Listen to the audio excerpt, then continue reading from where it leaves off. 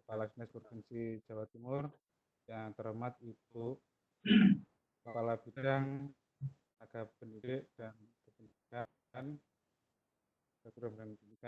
dan kepada Bapak Ibu Panitia, Bapak Ibu semua staf Dinas Pendidikan Jawa Timur.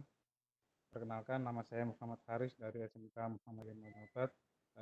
Saya di kesempatan ini sebagai host yang didampingi oleh moderator Ibu Neng Fadila, yang beliau nanti akan mendampingi selama kegiatan ini berlangsung. Terima kasih untuk Bapak Ibu semuanya peserta Gobuk Jatim Cerdas gelombang 1 yang ada di room ini. Hari ini sudah mencapai yang join 1036 peserta. Nah, untuk mempersingkat waktu, persilakan untuk Buning, kami sebagai host nanti melimpahkan kepada Buning sebagai moderator. Kami persilakan Buning.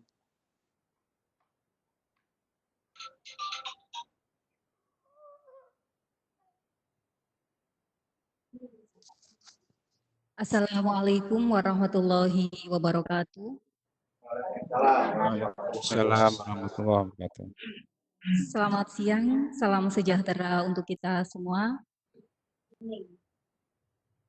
Kami sampaikan selamat datang kepada yang terhormat Kepala Dinas Pendidikan Provinsi Jawa Timur, Bapak Dr. Insinyur Wahid Wahyudi, Magister Teknik, Kepala Bidang Pembinaan GTK Dinas Pendidikan Provinsi Jawa Timur, Ibu Suhartati, Kepala Seksi di lingkungan bidang guru dan tenaga kependidikan, Kepala Cabang Dinas Pendidikan Kabupaten Kota se-Jawa Timur, serta Bapak Ibu peserta workshop Gobuk Jawa Timur Cerdas tahun 2020. Sekali lagi kami sampaikan selamat datang pada kegiatan launching Gobuk Jawa Timur Cerdas, guru dan organisasi belajar kelompok online dan kreatif, mewujudkan Jawa Timur Cerdas.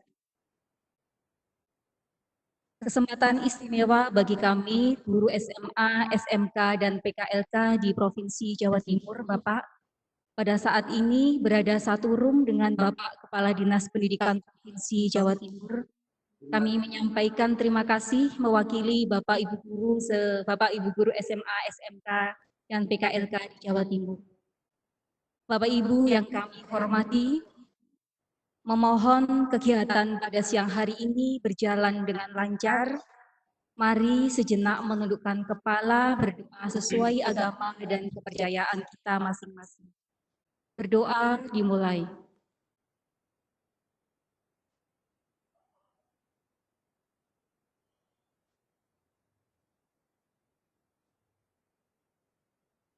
Berdoa selesai.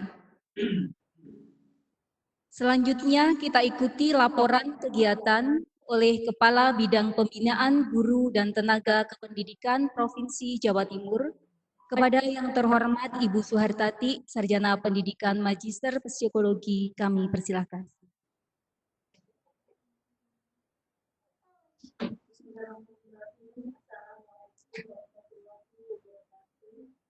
Waalaikumsalam warahmatullahi wabarakatuh. Yang saya hormati Kepala Dinas Pendidikan Provinsi Jawa Timur, Bapak Dr. Wahid Wahyudi, yang saya hormati pula para kepala cabang Jawa Timur, dan juga saya juga menghormati kepada seluruh kepala seksi di lingkungan bidang pembinaan guru dan tenaga pendidikan. Yang sangat saya banggakan adalah seluruh peserta partisipan untuk Jatim Cerdas yang sangat antusias untuk mengikuti program baru dari Dinas Pendidikan Provinsi Jawa Timur berkat arahan dari Bapak Dr. Wahid Wahyudi.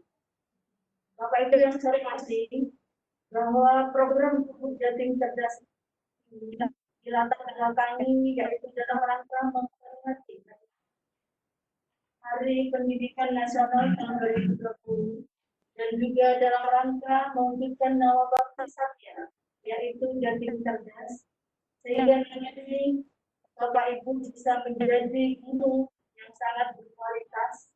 Lalu selanjutnya adalah memperhatikan terjadinya pandemi COVID-19 yang akibat adanya pembatasan pengadaan kegiatan tatap muka yang melibatkan banyak peserta, maka perlu ada sebuah kebijakan baru untuk membina guru dan tenaga kependidikan di Jawa Timur di tengah pandemi COVID-19 ini. Para peserta dan para panitia, para pemateri. Selanjutnya sasaran dari Gubuk Jatim Datas ini perlu diketahui bahwa sasaran yang pertama kami garap adalah semua guru negeri maupun swasta dari jenjang SMA, SMK, PKLK yang memang menyediakan dirinya secara mandiri untuk belajar dan berkolaborasi dalam rangka peningkatan kualitas pendidikan di Jawa Timur.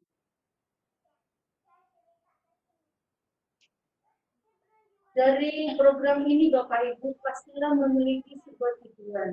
Tujuannya adalah untuk meningkatkan kompetensi, kreativitas, dan inovasi yang sangat menarik bagi guru untuk anggota komunitas MGLP maupun KKP. Kenapa KKP? Karena ada TKLP dan SDLP. Selanjutnya, tujuan ini adalah untuk menentukan model dan strategi pembelajaran yang tepat di sekolah dan penggunaan berbagai aplikasi pembelajaran secara daring.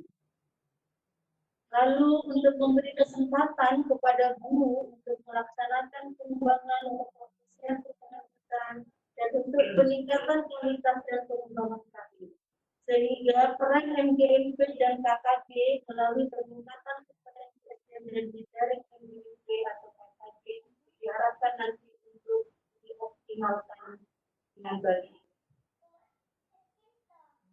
Pelaksanaan kegiatan para kepala dinas perlu kami laporkan bahwa pertama ini mengembangkan launching dari Gubuk Jatim Cerdas, dan yang kedua nanti akan dilanjutkan dengan komponen pengembangan musyawarah mata pelajaran atau SPP melalui virtual koordinator training atau VCT. Bapak Ibu, para partisipan, para pemateri perlu diketahui bahwa ada kegiatan dari Gubuk Jatim Cerdas tahun 2020. Yang pertama, bahwa masing-masing person memiliki semangat untuk maju, sehingga mendaftarkan kepada aplikasi kami, lalu dilanjut dicek, didata, diverifikasi oleh panitia, lalu selanjutnya peserta dibagi dalam kelompok dan gelombang, karena peserta ini membludak. Pertama kami hanya 1.000 Bapak, ternyata ini sampai 5.007, dan ditutup mohon maaf kepada para peserta kami untuk sudah tanggal. Setelah itu diproses untuk menyelesaikan tugas, nanti para peserta diharapkan mengikuti workshop dengan baik karena nanti akan ada tugas-tugas yang akan diberikan oleh para pemateri yang harus disetor sebelum pertemuan berikutnya. Selanjutnya tugas dicek kelengkapan dan dinilai oleh para pemateri juga fasilitator. Lalu peserta mengumpulkan tugas. Setelah itu diumumkan hasil kegiatannya. Kalau sudah Bapak Ibu para peserta melakukan tugas itu disetor pada akhir jadwal penjadwalan, maka Bapak Ibu bisa mendapatkan sertifikat yang bisa diterbitkan sendiri oleh para peserta. Karena Dinas Pendidikan Provinsi Jawa Timur berkoordinasi dengan Kominfo, nanti akan ada barcode di sertifikat tersebut. Ini juga semua Bapak Ibu membuka arahan dan dukungan dari kepala dinas kita yang baru dan hebat dan luar biasa. Lanjut Mas.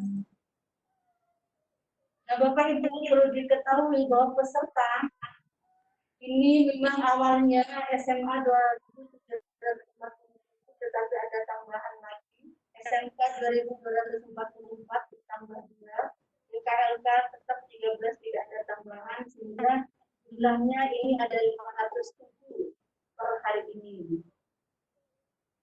Namun Bapak Kepala Dinas perlu dilaporkan bahwa ada dari jenjang SD, TK, dan SMP yang mengikuti Bapak hanya nanti tidak mendapatkan sertifikat dari provinsi.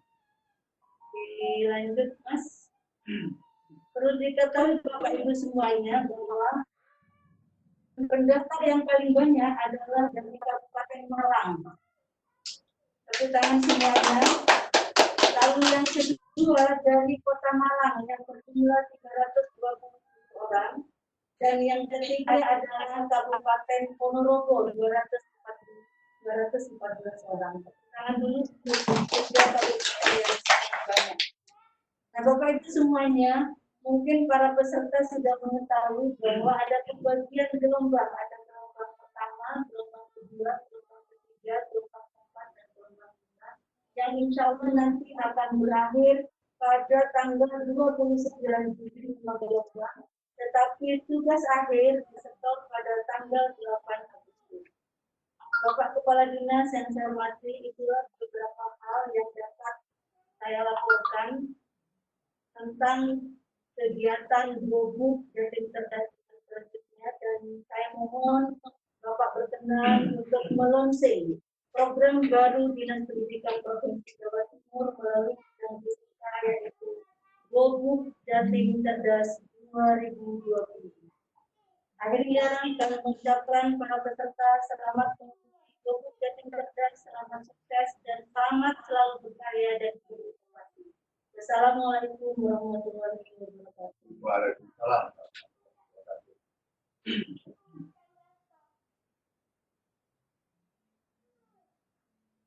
Terima kasih kami sampaikan kepada Ibu Suhartati yang telah memaparkan latar belakang sehingga kegiatan Gubuk Jawa Timur Cerdas ini bisa terwujud. Bapak Ibu sekalian, selanjutnya kami persilahkan kepada yang terhormat Kepala Dinas Pendidikan Provinsi Jawa Timur, Bapak Dr. Insinyur Wahid Wahyudi, Magister Teknik, untuk menyampaikan sambutan sekaligus membuka kegiatan Gubuk Jawa Timur Cerdas. Terima kasih, Kuning, yang kelihatan auranya sangat semangat meskipun di tengah-tengah puasa Ramadan. Terima kasih, Kuning. Assalamualaikum warahmatullahi wabarakatuh. Waalaikumsalam Warahmatullahi wabarakatuh.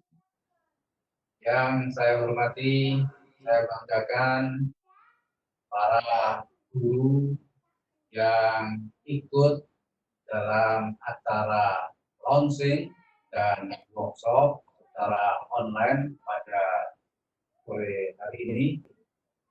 Alhamdulillahirrahmanirrahim.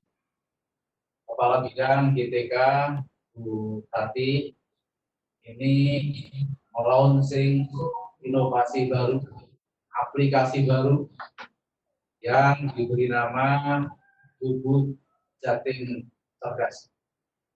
Apa itu Gubuk Jatim Cerdas? Mari kita bahas bersama, dan nantinya tentu kami harapkan bisa dimanfaatkan seoptimal mungkin. Bapak Ibu para guru, alhamdulillah dari laporan yang disampaikan tadi ada 5.007 guru yang ikut launching dan workshop ini. Semoga kehebatan para guru yang hari ini ikut launching dan workshop nanti juga akan disusul oleh guru-guru yang lain yang belum ikut pada kesempatan hari ini. Kepala Bidang GTK tadi juga melaporkan kepada saya, ternyata masih banyak guru-guru yang belum bisa masuk di dalam workshop pada hari ini dan akan diikutkan pada workshop-workshop berikutnya. Bapak Ibu yang kami hormati, tugas kita itu sangat mulia. Bahkan pembukaan Undang-Undang Dasar 1945 itu pun mengamanatkan salah satu tugas mulia kita, yaitu mencerdaskan kehidupan bangsa. Dan di masa pandemi COVID-19 ini, tugas kita tidak hanya mencerdaskan kehidupan bangsa, tetapi bagaimana mencerdaskan kehidupan bangsa dengan tetap melindungi segenap bangsa. Oleh karena itu, kebijakan yang kita ambil saat ini adalah belajar di rumah. Dan aplikasi ini tentu bisa dimanfaatkan untuk komunikasi, untuk membahas inovasi-inovasi apa, kreativitas-kreativitas apa yang bisa diperbuat di dalam proses belajar mengajar di rumah ini. Bapak Ibu yang kami hormati, seiring dengan pentingnya kecerdasan bangsa itu, Bapak Joko Widodo, Presiden Republik Indonesia, telah memasukkan bahwa pembangunan sumber daya manusia itu adalah menjadi first priority di dalam kebijakannya. Prioritas nomor 1 di dalam pembangunan tahun 2019-2024 masa bakti Bapak Presiden Joko Widodo. Sebagai ilustrasi betapa pentingnya kecerdasan, betapa pentingnya sumber daya manusia. Coba kita lihat antara Indonesia, Korea, Cina, Malaysia, dan Singapura. Yang ekstrim kita lihat saja. Indonesia merdeka tahun 1945. Sama dengan Korea. Korea juga merdeka tahun 1945. Tetapi coba kita lihat perekonomian antara Indonesia dan Korea. Barang-barang di sekitar kita, handphone kita merek Samsung dari Korea. Komputer kita merek Samsung dari Korea.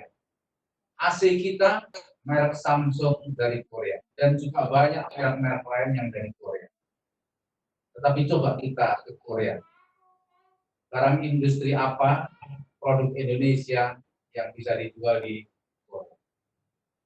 Termasuk PDRB-nya, produk domestik regional bruto, yang bisa dilihat di layar bahwa kita jauh tertinggal meskipun sama-sama merdeka tahun 1945. Lebih ekstrim lagi kalau kita bandingkan dengan Singapura. Singapura itu merdeka tahun 1965. Jadi 20 tahun setelah Indonesia merdeka, Singapura itu baru merdeka. Dan kalau kita lihat potensi sumber daya alam Singapura, tidak ada sama sekali. Bahkan untuk membangun negaranya saja, pasirnya ambil dari Riau. Tetapi coba kita lihat produk domestik regional brutonya. Indonesia jauh kalah dengan Singapura. Di tabel ini bisa kita lihat bahwa Indonesia 4.284,70, sementara Singapura mencapai 98,247,9. Jauh sekali. Apa yang menjadi permasalahan? Apa yang menjadi inti yang saya sampaikan tadi? Bahwa Singapura jauh lebih hebat dari Indonesia meskipun dia tidak memiliki sumber daya alam. Karena sumber daya manusianya jauh lebih hebat. Kita punya sumber daya alam yang luar biasa. Berbagai sudut bumi kita menghasilkan pangan, menghasilkan tambang, tetapi karena tidak didukung dengan sumber daya manusia yang memadai, maka sumber daya alam yang kita miliki banyak pengelolanya perusahaan-perusahaan asing dunia. Oleh karena itu, dengan kesadaran ini, maka pembangunan sumber daya manusia menjadi prioritas pertama Bapak Presiden Republik Indonesia. Dan tentu keberhasilan pembangunan sumber daya manusia kita adalah ikut andil di dalamnya.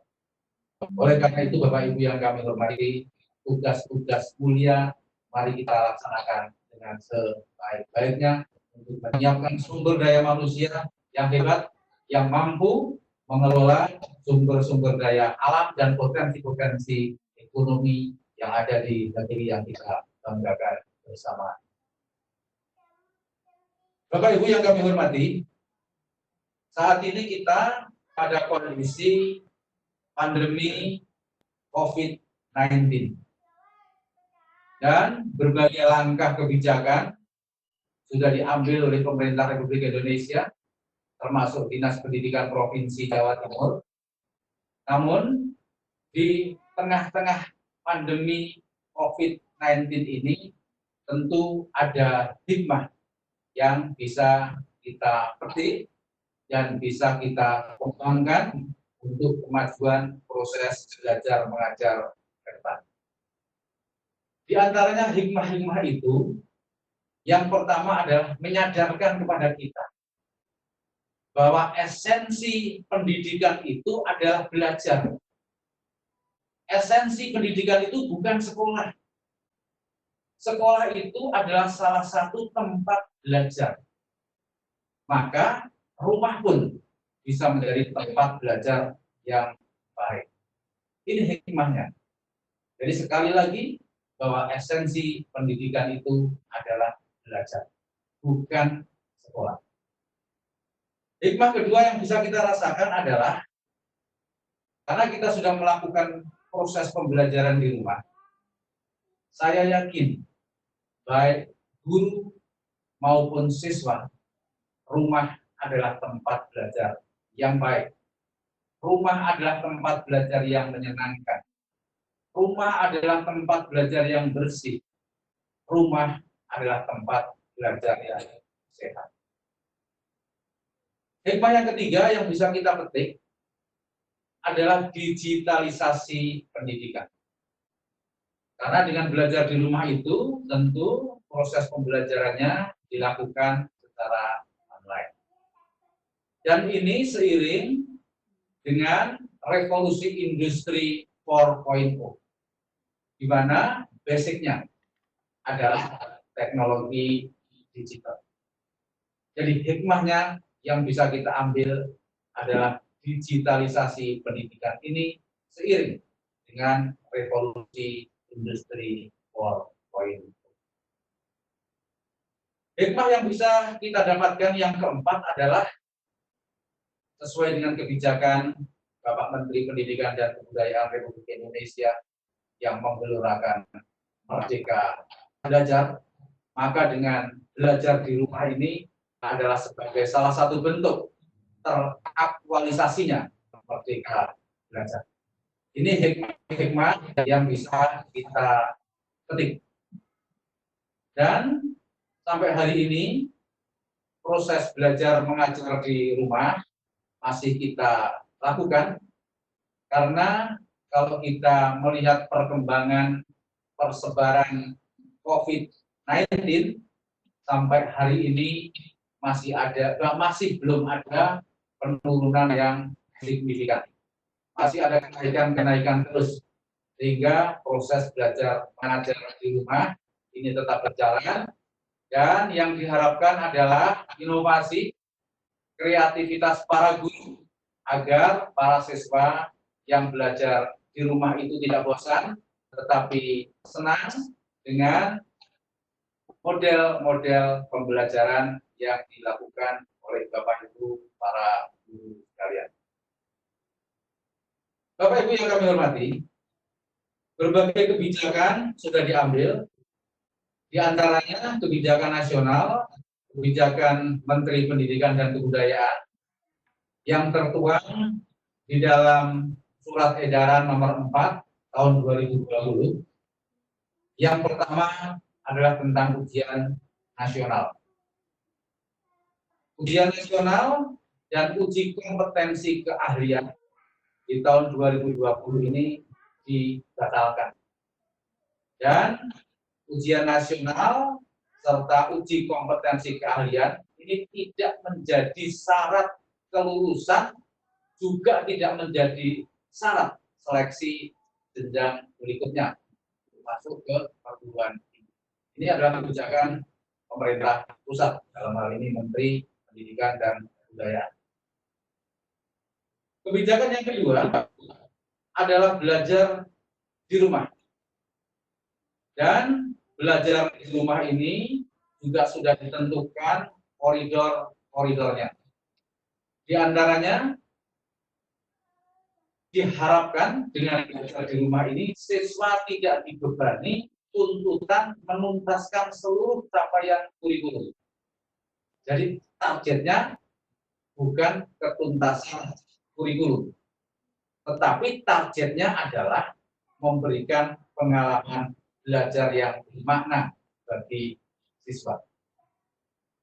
Dan belajar di rumah ini juga difokuskan pada pendidikan kecakapan hidup, khususnya dalam menyikapi COVID-19 ini. Bapak Ibu yang kami hormati, belajar di rumah ini juga disesuaikan dengan minat dan kondisi siswa, serta mempertimbangkan kesenjangan akses dan fasilitas belajar di rumah. Oleh karena itu, kondisi ini para guru juga harus mengetahui. Kemudian kebijakan yang lain adalah ujian sekolah. Dilarang mengadakan ujian sekolah dengan mengumpulkan siswa. Ya, jadi harus jaga jarak sehingga proses ujian sekolah ini tidak boleh dengan mengumpulkan siswa. Dan ujian sekolah tidak perlu mengukur capaian seluruh kurikulum. Sekolah hanya dapat menggunakan nilai 5 semester terakhir untuk menentukan kelulusan. Jadi kelulusan diambil dari 5 semester, mulai semester 1 sampai dengan semester 5. Ini adalah kebijakan nasional. Bagaimana Jawa Timur? Nanti akan saya sampaikan. Dan kebijakan yang nomor 4 adalah terkait dengan PPDB 2020. Di mana di dalam PPDB 2020 itu diminta untuk mengikuti protokol kesehatan, yaitu diantaranya juga dilarang mengumpulkan orang tua maupun siswa. Kemudian juga jalur prestasi yang ada di PPDB juga diminta untuk menggunakan nilai rapor 5 semester terakhir dan atau prestasi akademik maupun non-akademik di luar rapor. Ini adalah parameter-parameter di dalam PPDB tahun 2020. Dan terkait anggaran, kebijakan BOS dan BPOPB atau BOP untuk yang sebutan di pusat, ini diperbolehkan untuk membiayai keperluan dalam pencegahan COVID-19, termasuk juga diperbolehkan untuk membiayai hal-hal yang terkait dengan proses belajar mengajar dari rumah. Kebijakan pusat itu di Jawa Timur juga sudah kita laksanakan bersama. Yang pertama adalah ujian nasional dan USBK SMK. Jadi alhamdulillah di Jawa Timur itu untuk SMK sudah dilaksanakan ujian nasional dengan memberlakukan protokol kesehatan. Tetapi karena ujian nasional ini dibatalkan oleh Menteri Pendidikan dan Kebudayaan, maka para siswa SMK hanya diberikan informasi nilai ujian nasionalnya. Dan alhamdulillah ujian sekolah berbasis komputer untuk SMK di Jawa Timur ini juga sudah dilaksanakan. Termasuk SMA, ujian satuan pendidikan berbasis komputer dan smartphone ini juga sudah dilaksanakan dan hasilnya alhamdulillah berjalan dengan baik. Kebijakan kedua yang telah dilaksanakan di Jawa Timur, yaitu pembelajaran online. Baik itu melalui Vicon, aplikasi pembelajaran online, dan penugasan terstruktur yang offline. Kebijakan yang ketiga adalah pemanfaatan aplikasi Vicon. Nah, ini alhamdulillah Dinas Pendidikan Provinsi Jawa Timur sudah punya aplikasi sendiri, aplikasi baru. Ini sebagai inovasi dari Kepala UPT yang baru, yaitu Kepala UPT TIKP, Pak Alfian, sehingga Bapak Ibu juga bisa memanfaatkan untuk aplikasi TIKP Ridwan ini. Kebijakan yang keempat, Dinas Pendidikan Provinsi Jawa Timur juga melakukan kerjasama dengan TVRI dan GTV serta LRI untuk ikut melakukan pembelajaran siswa yang saat ini sedang berada di rumah. Yang kelima, untuk mengisi aktivitas siswa di rumah agar tidak jenuh di rumah, maka Dinas Pendidikan Provinsi Jawa Timur juga mengadakan festival online pelajar kreatif, yaitu dengan foto, poster, maupun video. Dan alhamdulillah siswa yang ikut ternyata sangat banyak, yaitu mencapai 10.352 siswa yang ikut festival online pelajar kreatif. Kebijakan yang keenam adalah mengadakan pesantren Ramadan online. Ini kerjasama dengan Radio Republik Indonesia dan disiarkan melalui kanal YouTube serta media sosial Dinas Pendidikan Provinsi Jawa Timur. Yang ketujuh adalah yang kita launching hari ini, yaitu Gubuk Jatim Cerdas. Dan yang kedelapan, kami mengucapkan terima kasih kepada para kepala sekolah, kepada para siswa yang sangat peduli dalam mengantisipasi pandemi COVID-19 ini, sehingga memproduksi barang-barang yang disumbangkan secara gratis kepada masyarakat yang banyak diserahkan melalui Gubernur Jawa Timur Ibu Khofifah Indar Parawansa, yang sore ini kami juga akan menyerahkan bantuan-bantuan itu di Gerahadi kepada Ibu Khofifah Indar Parawansa.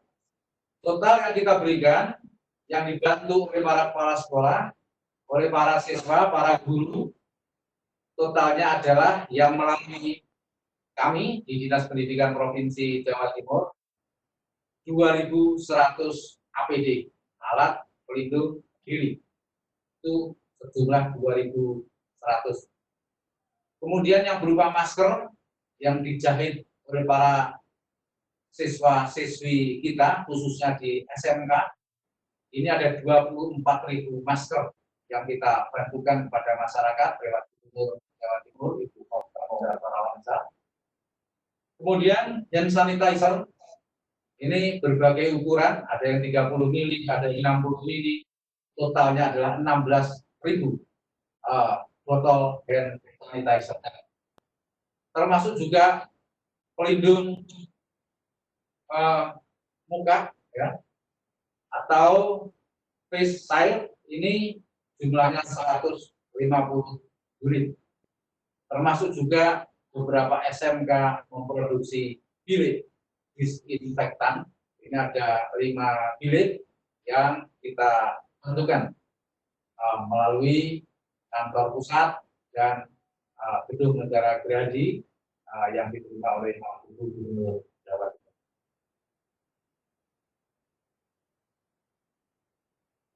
Bapak Ibu yang saya hormati, saya juga mengucapkan terima kasih kepada para guru khususnya, bahwa pengumuman kelulusan SMK, SMA, PKLK sudah diumumkan dan berjalan dengan baik.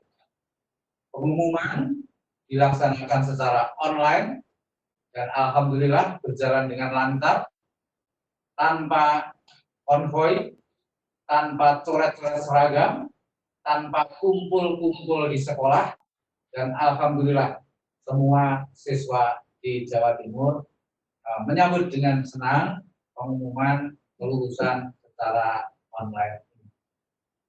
Dan yang lebih membanggakan buat kita semua, yang membanggakan buat guru, dan saya ucapkan terima kasih yang kesekian kali kepada para guru, Provinsi Jawa Timur menempati peringkat pertama secara nasional. Siswanya diterima di perguruan tinggi melalui jalur SNMPTN. Kita tertinggi, kita terbanyak. Dan tahun 2020 ini juga ada peningkatan jumlah siswa yang diterima lewat jalur SNMPTN, di mana tahun 2020 yang lalu jumlah yang diterima 13.803 siswa dibanding tahun 2019 yang ada di bawahnya yaitu 13.737 siswa. Peningkatan kelulusan juga sangat signifikan. Ini menunjukkan bahwa kualitas pendidikan tahun 2020 ada peningkatan yang cukup signifikan. Di mana yang lulus untuk SMA di tahun 2020 ini mencapai 99,91%. Kalau dibanding tahun kemarin hanya 98,54%. Begitu juga SMK. Tahun 2020 ini tingkat kelulusannya atau siswa yang lulus itu mencapai 99,84%. Kalau tahun kemarin 98,27%. Semoga di tahun-tahun berikutnya kita akan bisa dan kita mampu untuk lebih sukses, lebih hebat lagi. Kalau kita lihat bagaimana bila dibandingkan dengan provinsi-provinsi yang lain, yang tadi sudah kami sampaikan bahwa kita adalah yang terbanyak diterima melalui jalur SNMPTN.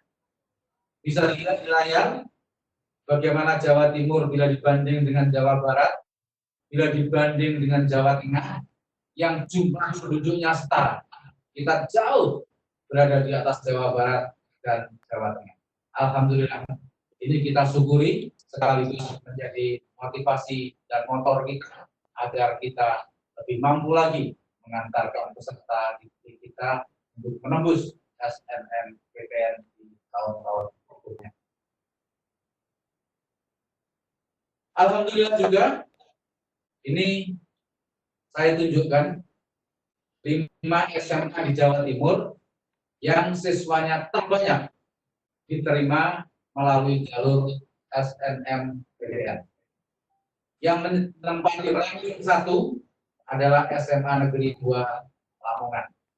Ada 126 siswa yang diterima melalui jalur SNMPTN, dan Ibu Gubernur kemarin lewat telekonferensi dengan kepala sekolah dan 2 siswa yang diterima di Fakultas Kedokteran di Universitas Erlangga Surabaya dari SMA N 2 Lamongan.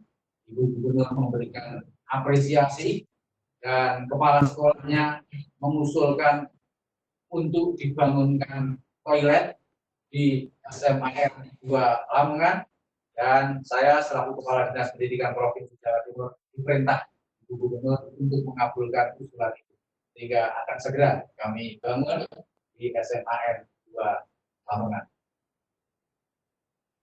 Dan ranking 2 ditempati oleh SMA N 3 Sidoarjo. Ranking ketiga ditempati oleh SMA N 5 Surabaya. Ini perlu kami informasikan bahwa kehebatan sekolah-sekolah, baik SMA maupun SMK maupun PK, PLK, itu tidak didominasi oleh wilayah perkotaan. sekarang di daerah-daerah pun juga cukup luar biasa. Kalau kita lihat ini, SMAN 2 Lamongan, jumlah siswa yang diterima lewat jalur SNMPTN ini jauh melebihi SMA Negeri 5 Surabaya yang berada di kota besar di Jawa Timur. Ini yang pertama adalah kehebatan para guru dan siswa, yang saya yakin prestasinya cukup bagus. Dan yang lebih penting lagi adalah eksistensi guru, khususnya guru BK, di dalam mengarahkan siswa-siswinya untuk memilih fakultas-fakultas atau perguruan tinggi yang membuka jalur SNMPTN. Diarahkan agar semua jalur yang dibuka itu dipilih secara merata oleh para siswa. Sehingga hampir semua perguruan tinggi yang membuka jalur SNMPTN didaftar oleh para siswa. Oleh karena itu, Bapak Ibu yang kami hormati, peran guru sangat penting di dalam mengarahkan siswanya untuk masuk ke perguruan tinggi yang dipilih sesuai dengan minat dan bakatnya. Bapak Ibu yang kami hormati, mumpung ketemu pada siang hari ini, saya juga akan mensosialisasikan untuk penerimaan peserta didik baru tahun 2020 ini, dan saya juga sangat mengharap para guru ikut mensosialisasikan baik di sekolah maupun di masyarakat agar pada pelaksanaan pendaftaran tanggal 8 Juni 2020 nanti masyarakat sudah paham sehingga proses pendaftaran PPDB 2020 ini bisa berjalan dengan baik. Untuk masuk SMA negeri, PPDB tahun 2020 ini ada 3 tahap. Tahap yang pertama adalah 3 jalur dan semua dilakukan secara online. Yang pertama adalah jalur afirmasi. Jalur afirmasi ini dikhususkan untuk siswa yang orang tuanya kurang mampu atau dari keluarga miskin. Afirmasi ini kuotanya 15%. Yang kedua adalah jalur perpindahan tugas orang tua. Ini kuotanya 5%. Yang ketiga adalah prestasi lomba, baik itu lomba akademik maupun lomba olahraga. Ini kuotanya 5%. Semua dilakukan secara online, tetapi jangan coba-coba memalsu data. Karena di saat nanti pandemi COVID-19 ini sudah selesai, maka dokumen-dokumen aslinya akan diminta oleh pihak sekolah. Dan tentu ada sanksi tegas apabila ada pemalsuan dokumen dari 3 jalur ini. Dan para siswa di tahap 1 dengan 3 jalur ini hanya diperbolehkan memilih salah satu di antara 3 jalur ini, dan sekolah yang dipilih adalah sekolah yang ada di dalam zona. Setelah tahap 1 selesai, total tahap 1 dengan 3 jalur ini ada kuota 25%. Kalau kuota 25% ini ternyata tidak terpenuhi, maka sisa kuota itu akan diberikan untuk tahap 2, yaitu tahap dengan jalur zonasi, di mana jalur zonasi ini kuotanya adalah minimal 50%. Untuk jalur zonasi ini yang diukur adalah jarak rumah yang ada di KK dengan sekolah yang dituju. Dan begitu nanti siswa dalam proses pendaftaran, maka di layar akan muncul 5 sekolah yang terdekat dengan rumahnya. Sehingga para siswa diharapkan memilih sekolah-sekolah terdekat itu supaya bisa masuk lewat jalur zonasi. Kemudian apabila kuota di jalur zonasi ini nanti tidak terpenuhi atau masih ada sisa, maka setelah pengumuman jalur zonasi ini, kuota itu akan diberikan untuk tahap ketiga, yaitu jalur prestasi rata nilai rapot dan nilai UN sekolah di tahun 2019. Jadi yang diambil ini adalah rata nilai rapot mulai semester 1 sampai dengan semester 5. Ini kuotanya adalah minimal 25%. Jadi ada 3 tahap ini, di mana pada tahap terakhir prestasi rata nilai raport dan nilai UN sekolah tahun 2019 ini, siswa juga bisa memilih 3 pilihan sekolah, yaitu 2 di dalam zona dan 1 di luar zona. Kemudian untuk SMK ini ada perbedaan dengan SMA, di mana untuk SMK ini tidak ada jalur zonasi. Jadi hanya ada 2 tahap. Tahap yang pertama sama dengan SMA, yaitu jalur afirmasi, pindah tugas orang tua, dan prestasi lomba. Kalau 25% kuota pada tahap 1 ini nanti masih tersisa, akan diberikan pada tahap kedua, yaitu jalur reguler yang sama penilaiannya, yaitu diambilkan dari nilai rapor semester 1 sampai dengan 5, ditambah dengan rata nilai lunas sekolah tahun 2019.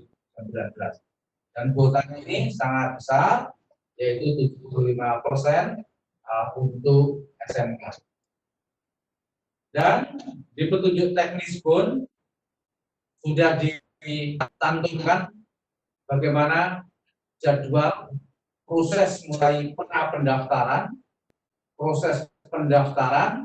proses pengumuman, sampai dengan daftar ulang sudah terinci di dalam petunjuk teknis. Oleh karena itu, kami berharap Bapak Ibu sekalian untuk mensosialisasikan agar masyarakat membuka aplikasi petunjuk teknis ini supaya bisa mempersiapkan diri sehingga pada tanggal 8 Juni nanti proses pendaftarannya bisa berjalan dengan baik. Bapak Ibu yang kami hormati, selanjutnya kami ingin menyampaikan skenario untuk pembukaan sekolah yang telah dirumuskan oleh Kementerian Pendidikan dan Kebudayaan. Ini perlu saya informasikan agar kita semua mempersiapkan diri dengan berbagai kemungkinan yang akan terjadi terkait dengan COVID-19 ini. Skenario yang pertama adalah skenario optimis, di mana pandemi COVID-19 ini semoga bisa berakhir paling lambat Juni 2020. Apabila pandemi nanti ini berakhir Juni 2020, maka pembelajaran di sekolah untuk tahun ajaran 2019-2020 ini bisa dilanjutkan sampai Juli 2020. Kalau dilanjutkan sampai Juli 2020, maka satuan pendidikan yang belum memenuhi kurikulum mengejar capaian, kalau target kurikulum itu belum tercapai, maka bisa dikejar pada bulan Juli 2020. Namun, bagi sekolah yang target kurikulumnya ini sudah tercapai, maka bulan Juli itu bisa diisi dengan materi-materi pembelajaran yang berisi penguatan karakter. Begitu juga untuk PPDB, proses penerimaan peserta didik baru, ini juga akan dilaksanakan tetap dengan memperhatikan protokol kesehatan. Artinya dilakukan secara online. Ini apabila COVID-19 berakhir Juni 2020. Kemudian kebijakan yang kedua juga tetap optimis apabila selesai Juni tahun 2020. Lanjut, Pak.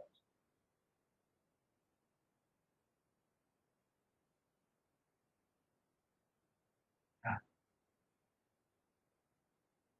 apabila COVID-19 itu selesai akhir Juni 2020, maka tahun ajaran depan atau tahun 2020-2021 ini akan dimulai awal Agustus 2020.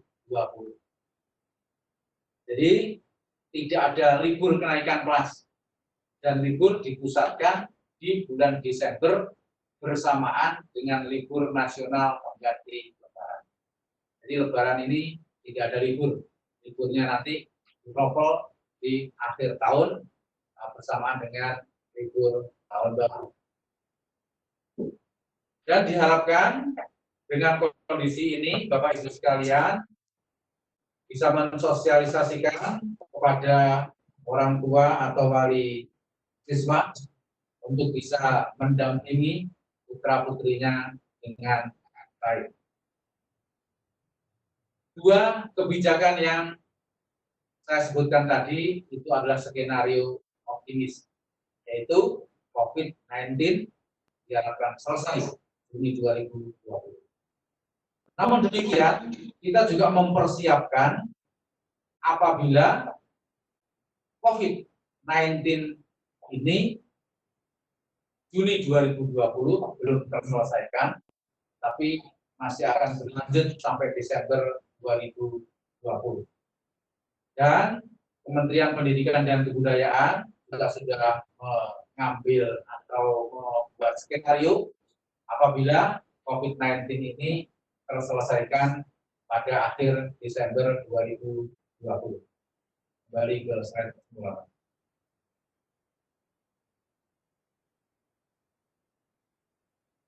Apabila kondisi ini mau tidak mau terjadi, maka pembelajaran tahun ajaran 2019-2020 ini dilanjut terus hingga Desember 2020. Jadi semester genap ini diperpanjang sampai Desember 2020. Diisi apa perpanjangan ini? Difokuskan pada penguatan karakter, termasuk juga kesiapsiagaan bencana. Ini untuk mengisi apabila COVID-19 ini baru berakhir akhir tahun 2020, maka semester genap ini diperpanjang sampai Desember 2020 dan diisi dengan pendidikan penguatan karakter serta kesiapsiagaan bencana. Termasuk juga apabila pandemi berakhir Desember 2020, maka tahun ajaran 2020-2021 ini baru akan dimulai Januari 2021. Artinya akan kembali seperti sebelum tahun 1978. Tahun ajaran baru akan dimulai pada Januari 2021. Sehingga diperlukan revisi kebijakan kalender pendidikan di mana awal tahun berubah dari Juli menjadi Januari. Itu lanjutan, Mas. Bapak Ibu yang kami hormati, tentu menyikapi ini semua, termasuk juga pasca pandemi COVID-19, SDM guru dan tenaga pendidikan ini ada tuntutan-tuntutan yang menjadi motivasi buat Bapak Ibu guru. Tuntutan itu yang pertama, para guru dituntut untuk berpikir kritis dan literasi. Tuntutan kedua, seperti sekarang ini, di saat para siswa belajar di rumah, adalah digital dan aplikasi. Alhamdulillah dampak positifnya, beberapa guru menginformasikan kepada saya, beberapa siswa juga menginformasikan kepada saya, bahwa dengan proses belajar mengajar di rumah ini, para guru semakin menguasai aplikasi, semakin menguasai komputer, berbagai aplikasi semakin dikuasai. Ini hikmah-hikmah positifnya. Para guru juga dituntut untuk kreatif dan inovatif. Kreatif dan inovatif ini diharapkan para guru selalu memiliki hal-hal baru terkait dengan model pembelajaran. Diharapkan model pembelajaran para guru ini adalah model pembelajaran yang mudah dan menarik buat siswa. Jangan hanya mudah, sekali lagi menarik buat siswa. Karena siswa yang berada di rumah agar tidak ada kejenuhan di dalam mengikuti proses belajar mengajar. Tuntutan yang keempat adalah berbasis karakter untuk arus informasi, kolaborasi, dan komunikasi. Jadi pentingnya sebuah karakter yang menjadi tuntutan seorang guru dan tenaga pendidikan. Bapak Ibu yang kami hormati, kecakapan SDM juga menjadi kebutuhan, baik itu menyangkut kualitas karakter, kompetensi, maupun literasi dasar. Jadi para guru dan tenaga pendidikan juga diharapkan berpacu untuk pengembangan SDM sendiri, sehingga proses belajar mengajar diharapkan bisa mengikuti tuntutan zaman. Dan para guru, para kepala sekolah, para pengawas sekolah, sampai kepala dinas pendidikan juga tidak boleh berhenti belajar dan wajib membangun jejaring terus-menerus. Bapak Ibu yang kami hormati, dan pada siang hari ini, bidang GTK meluncurkan sebuah inovasi baru yang disebut dengan program Gubuk Jatim Cerdas tahun 2020.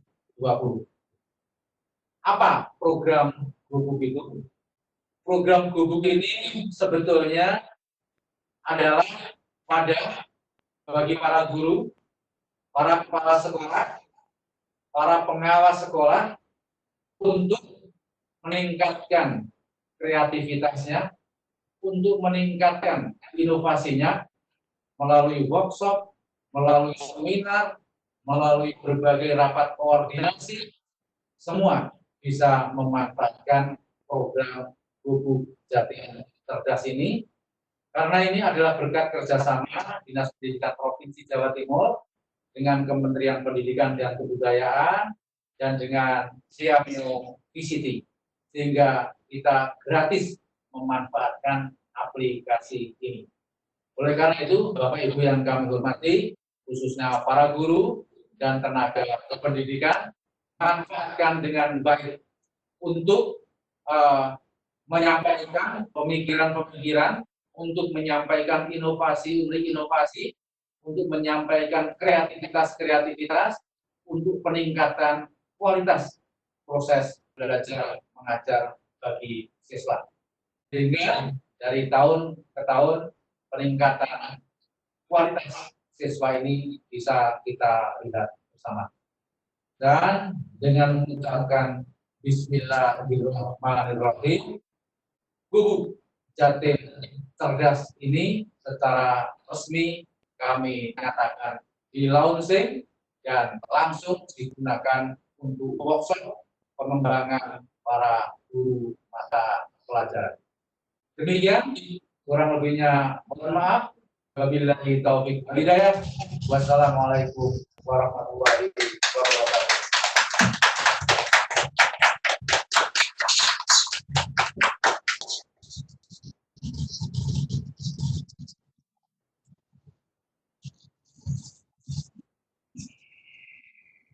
Terima kasih kami sampaikan kepada Bapak Kepala Dinas Pendidikan Provinsi Jawa Timur, Bapak Dr. Insinyur Wahid Wahyudi, Magister Teknik.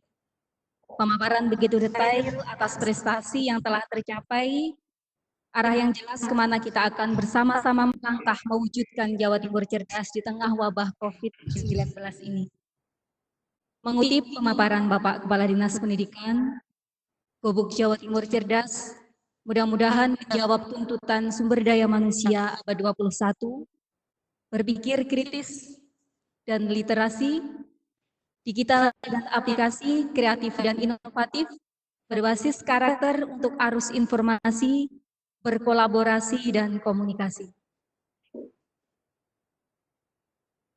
Kuning, Ya, Bapak. barangkali ada di antara peserta workshop yang ingin menyampaikan pendapatnya, yang ingin meminta penjelasan, yang ingin curhat. Monggo dipersilakan. Oke. Terima kasih. Terima kasih. Terima kasih. Bapak Ibu peserta workshop yang mengikuti launching kegiatan ini, dipersilakan untuk mengacungkan tangan supaya host bisa membuka suara. Pertanyaan bisa juga disampaikan melalui chat. Ya. Ya.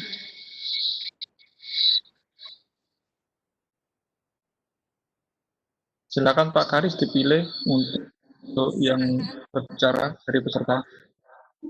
Ya, saya belum nampak ada yang mengangkat. Langsung saja. Bisa di-share di, bisa di-chat. Pak Kadis yang menjawab. Kuning. Iya. Silakan saja siapapun yang akan tanya. Oke, dipersilakan yang mengajukan tangan Bapak Ibu supaya host bisa membuka suara. Oh, Ibu Rini Trisno.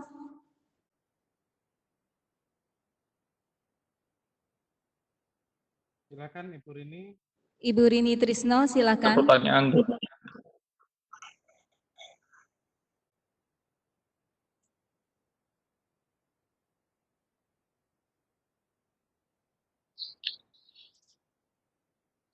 Tampaknya ada masalah, mungkin lanjutkan pertanyaan. Lanjut. Ibu Ririn Sri Mangesti.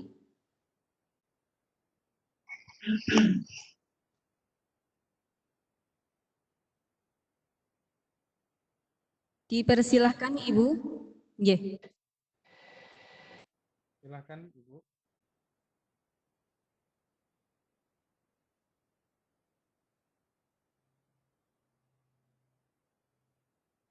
Mungkin kita bacakan pertanyaan yang di chat terkait dengan PPDB. Ada pertanyaan dari beberapa peserta kita itu menanyakan tentang PDB di kolom chat itu.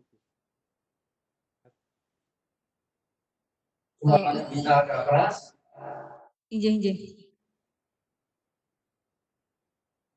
PPDB Kuning dari Bu Elvira.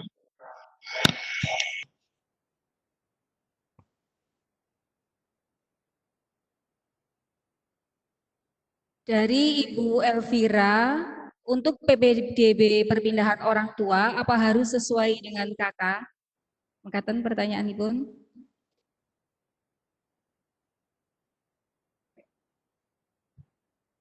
Langsung ditanggapi, Bapak. Langsung saya jawab ya. Untuk perpindahan itu dengan menunjukkan surat tugas perpindahan dari instansinya, baik itu instansi pemerintah maupun instansi swasta, cukup dengan menunjukkan itu. Dan perlakuan khusus untuk para guru. Katakan misalnya, kalau saya contohkan, apabila ada perpindahan seorang guru yang dia pindah ke Surabaya, tetapi rumahnya Sidoarjo, maka bisa memilih sesuai dengan tempat tinggalnya atau memilih tempat guru bertugas. Jadi ada dua pilihan. Tetapi untuk yang swasta dengan surat tugas itu total ada 5%. Baik itu pegawai negeri maupun swasta, total untuk lewat jalur mutasi orang tua ini kuotanya 5%. Terima kasih. Jadi untuk PPDB perpindahan orang tua cukup dengan surat perpindahan dari instansi baik negeri maupun swasta. Kuota 5% maksimal. Makaten Bapak. Ya. Saya lanjutkan pertanyaan berikutnya dari Pak Zainal Ihsan. Di mana itu barangkali maksudnya tentang pembelajaran daring ini, Pak. Membutuhkan paketan dan kadang kita disuruh lihat YouTube atau Google dan lain untuk pembelajaran yang tentu menguras banyak paketan. Saya ingin berhemat, tetapi kelas online ini memang menuntut sedemikian. Terkadang jaringan di daerah saya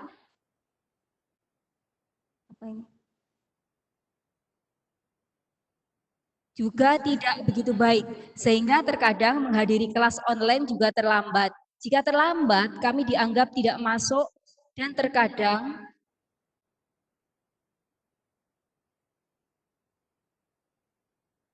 intinya pembelajaran online ini membutuhkan paketan yang ekstra, sedangkan orang tua kami di sana sudah diberhentikan kerja dan tidak ada pemasukan.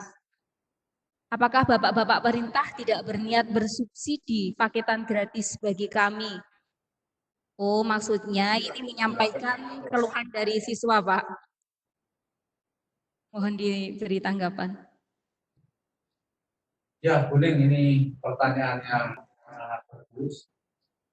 Yang pertama, apabila jaringan internet di sebuah daerah itu ada kendala, maka sebaiknya melalui WhatsApp misalnya diinformasikan kepada gurunya bahwa siswa yang bersangkutan tidak bisa mengikuti karena jaringan internetnya ada gangguan.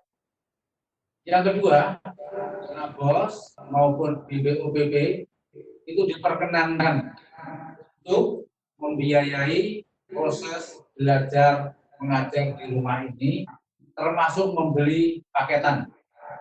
Baik paketan itu dimanfaatkan para guru maupun paketan itu dimanfaatkan oleh siswa. Tetapi yang dimanfaatkan oleh siswa ini adalah proses belajar mengajar. Begitu. Oke, terima kasih tanggapannya Bapak. Saya lanjutkan pertanyaan berikutnya, pertanyaan atau harapan Muniko dari Bapak Sutahir. Kepada Bapak Kadin, dengan kondisi pandemi COVID-19 ini, mohon semua kebijakan tentang pelaksanaan bantuan seragam yang dulu pernah dilontarkan oleh Ibu Gubernur segera direalisasikan. Monggo Bapak. Ya, terima kasih usulannya.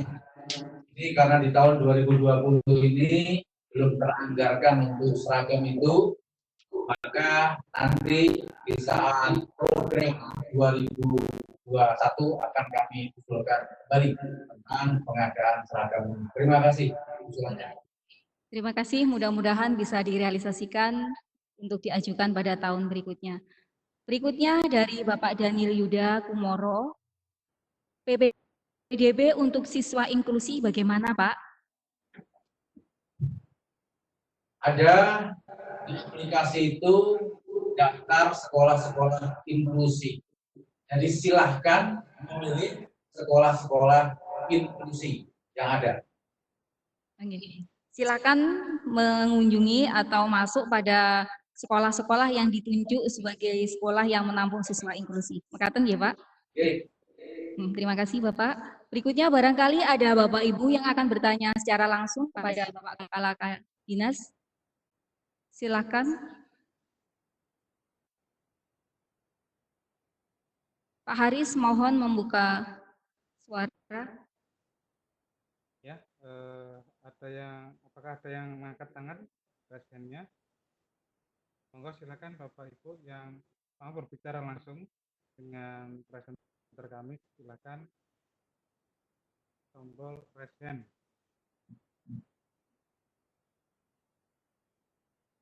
Ibu Herlina Astuti bisa mendengar suara kami? Ya, sudah saya buka. Silakan Bu Herlina. Silakan.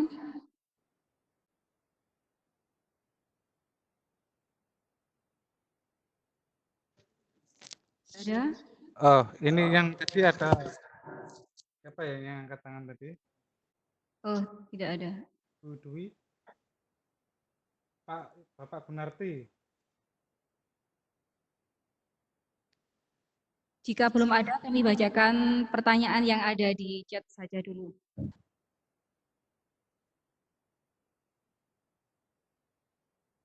Bagaimana cara pendaftaran ke SMK untuk siswa yang lulus SMP tahun sebelum 2019? Ya, boleh. Ini juga bagus pertanyaannya. Bagaimana cara mendaftar bagi siswa yang lulus SMP-nya tahun kemarin? Pendaftarannya sama, namun pengisian rapor harus dilakukan secara mandiri. Kalau yang lulus sekarang, pengisian raportnya itu dilakukan oleh pihak sekolah. Tetapi apabila pihak sekolah tidak melakukan itu, siswanya juga bisa mandiri. Tetapi lulusan sebelum tahun ini semua harus melakukan pengisian raport secara mandiri. Yang lain-lain sama. Saya rasa itu boleh, monggo dilanjutkan, Bapak Ibu sekalian. Apabila ada hal-hal yang perlu disampaikan kepada saya, Kepala Dinas Pendidikan Provinsi Jawa Timur, silakan WA Japri kepada saya. Nomor saya silakan dicatat 081 322 15 15 15. Saya ulangi 081 322 15 15. Demikian Bapak Ibu yang saya hormati dan saya banggakan bersama, tetap semangat tengah pandemi COVID-19 untuk melakukan proses belajar mengajar dengan siswa yang sedang berada di rumah. Wabillahi taufiq wal hidayah. Wassalamualaikum warahmatullahi wabarakatuh. Waalaikumsalam warahmatullahi wabarakatuh. Terima kasih Bapak atas pemaparan jawaban yang begitu jelas dan telah berkenan memberikan kontak kepada kami para Bapak Ibu guru SMK SMA PKLK di Jawa Timur. Bapak Ibu peserta workshop yang berbahagia, mari kegiatan pada sore hari ini kita tutup bersama dengan mengadakan berdoa bersama-sama. Berdoa mulai.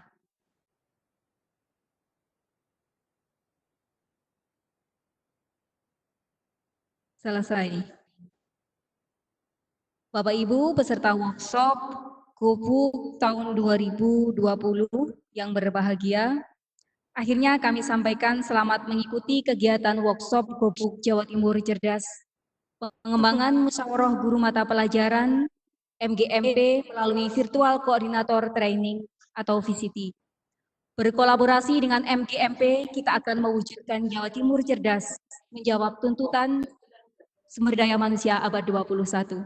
Saya Nifadilah dari SMK Negeri 1 Begalan menyampaikan ribuan terima kasih atas perhatian dan partisipasi Bapak Ibu sekalian. Mohon maaf atas segala kesalahan dan kekurangan. Selamat menjalankan ibadah puasa Ramadan bagi Bapak Ibu yang menjalankan. Tetap menjaga kesehatan. Assalamualaikum warahmatullahi wabarakatuh. Waalaikumsalam. Waktu saya kembalikan kepada host. Baik, terima kasih Bening. Bapak Ibu semuanya peserta Gubuk Jatim Cerdas 2020. Demikian tadi paparan rangkaian acara pembukaan launching Gubuk Jatim Cerdas. Akhirnya selesai sudah untuk kegiatan perdana ini. Yang selanjutnya kami mohon Bapak Ibu peserta yang sudah ada di room, baik yang di room 1 maupun di room 2, mohon jangan lift terlebih dahulu.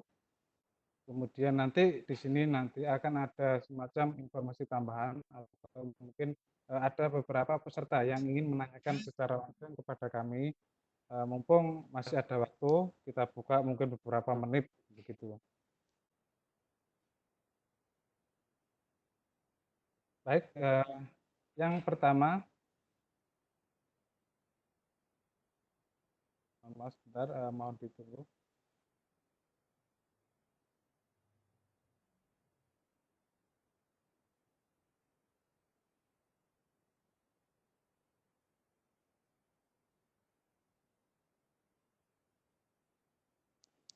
Yang pertama ini data peserta. Kami mohon maaf Bapak Ibu. Data peserta ini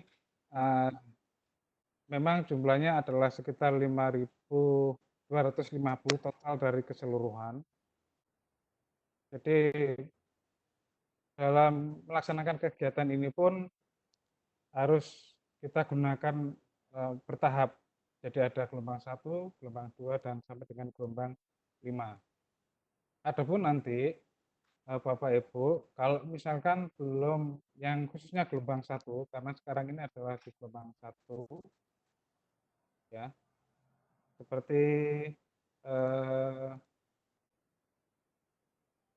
saat ini setelah acara pembukaan itu adalah dilanjutkan dengan materi yang pertama, itu alhamdulillah sudah siap di samping kita, sudah hadir juga. Nah, ini tentunya dalam sekian peserta,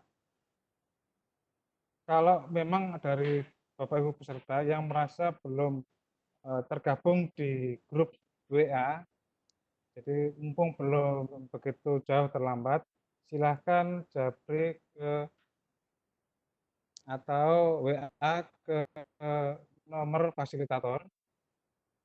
Kemudian akan kita cross check datanya apakah memang betul sudah terdaftar atau belum, dan apakah betul memang belum masuk di grup, kemudian baru akan kita masukkan di antara 5 grup tersebut. Kemudian untuk kegiatan pembagian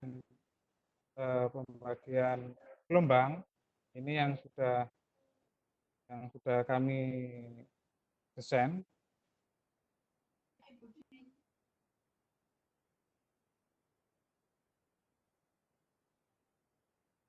Untuk gelombang 1 dimulai hari ini, mudah-mudahan ini bisa tampil di depan layar Bapak Ibu.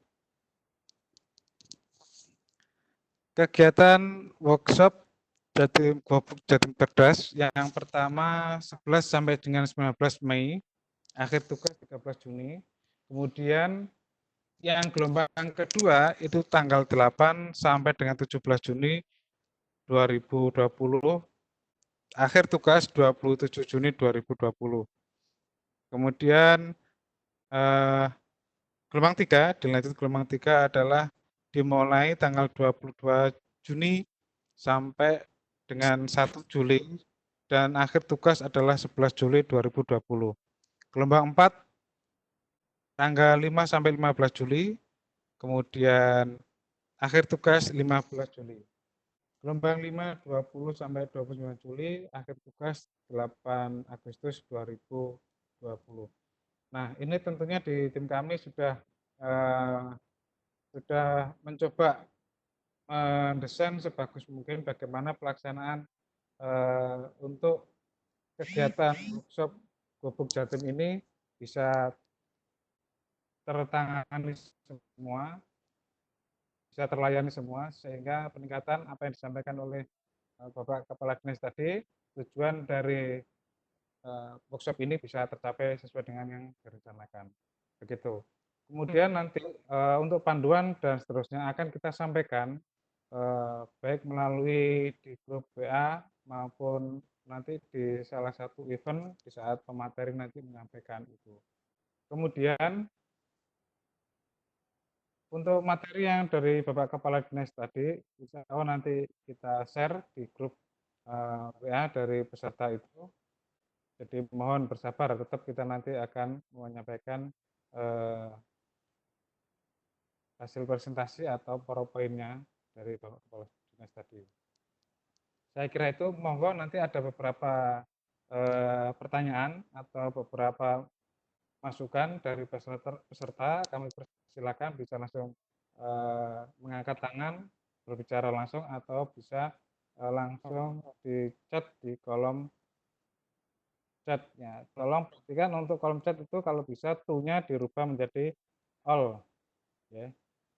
All panelis juga bisa. Monggo.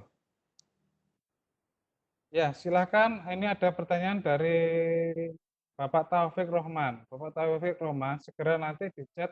Nah, kalau belum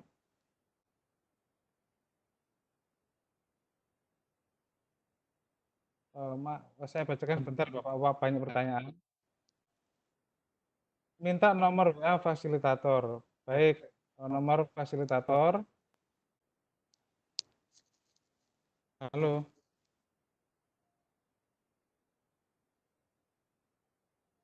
Ya, saya lanjutkan. Nomor fasilitator itu sebetulnya sudah ada di lampiran surat tugas atau nota dinas dari Provinsi Jawa Timur. Itu sudah ada di situ, Bapak. Kemudian bisa dijelaskan karena tabel yang jenengan jelaskan hanya gelombang 1, 2, dan 3. Iya, betul. Semuanya maksimal 1, 2, 3, 4, dan 5. Tidak ada lagi gelombang. Kemungkinan kalaupun ada nanti eh, akan kita pemberitahuan selanjutnya. Kalaupun nanti ada kegiatan yang sama, itu akan kita informasikan selanjutnya. Kita selesaikan yang tahap awal ini, maka kita bagi 1.000 per gelombang, sehingga nanti bisa tuntas mencapai 5.000. Kemudian ya, yang belum masuk grup dari Pak Taufik, silakan nanti dijapri ke fasilitator, ke salah satu fasilitator. Nanti kami akan mencoba meng-cross-check data jenengan. Kemudian memang kalau betul-betul jenengan sudah terdaftar, tetapi belum masuk grup, nah ini yang terpenting. Jadi mohon nanti disampaikan ke fasilitator. Kemudian ada lagi grup WA nama Suparmanto. Ya, silakan Bapak, silakan menyebut nomor peserta atau nomor registrasi, kemudian nama lengkap, kemudian nomor WA yang terbaru, dikirim ke salah satu fasilitator, nanti kemudian kita cek.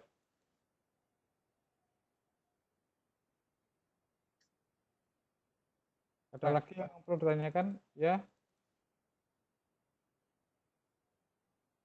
Ya, saya ada pertanyaan lagi. Untuk grup WA fasilitator, apa bebas memilih atau bagaimana? Grup WA fasilitator. Ini belum paham maksudnya. Grup WA fasilitator apa bebas memilih atau bagaimana? Bu Feni. Bu Feni mungkin bisa diperjelas maksudnya grup WA yang fasilitator atau grup WA yang peserta atau bagaimana? Kalau grup fasilitator itu tentunya kita sudah melakukan verifikasi dan diskusi dengan beberapa tim. Saya percepat pertanyaan untuk bisa menjawab karena ini juga mau masuk ke event selanjutnya, yaitu materi yang pertama dari Bapak Yohan. Bagaimana dengan yang belum bergabung? Saya tegaskan lagi Bapak Ibu, yang belum tergabung itu kemungkinan adalah Bapak Ibu di gelombang 2, 3, 4, 5. Jadi yang sudah gabung di grup WA itu adalah di gelombang 1. Oke. Jadi mohon bisa dipahami, saya ulang lagi, untuk yang belum tergabung di grup WA itu kemungkinan Bapak Ibu adalah gelombang 2, 3, 4, 5. Mohon info data nomor WA fasilitator yang nanti dibantu, saya bantu nanti. Saya gelombang nomor registrasi belum bisa masuk WA, tolong dimasukkan. Silakan, begini.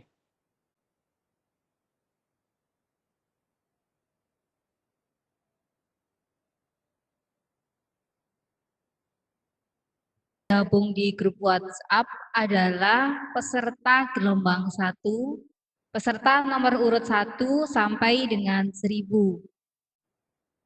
Bagi Bapak Ibu yang berada di nomor urut 1001 dan seterusnya, memang belum di-add di grup.